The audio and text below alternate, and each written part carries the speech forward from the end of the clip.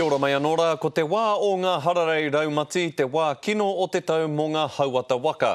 Engari e whakapau kaha ana ngā pirihimana ki te whakahuri i tērā āhuatanga i tēnei tau.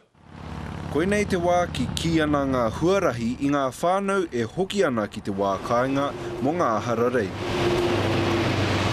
He wā moinanu mō ngā pirihimana huarahi, engari te āhua nei, kua tahuri te hunga traiwa ki te whakarongo ki ngā whakatūpato a ngā pirihimana. We've had one of the best years for 50 years now in terms of the safety on the network. I tērā tau e toru rau e ono tekau mā iwa i mate i runga i ngā huarahi. Mai te wā krihimete o tērā tau, taira wātu ki tēnei tau, kua heke te taupuria te hunga ka mate atu nā ngā tukinga waka i Aotearoa mai te kotahi rau. Ā, kei te tumanako hia, ka pēnei tonu te heke, haere ake nei. Engari ki ngā pirihimana me tonu ki ngā whakatūpato.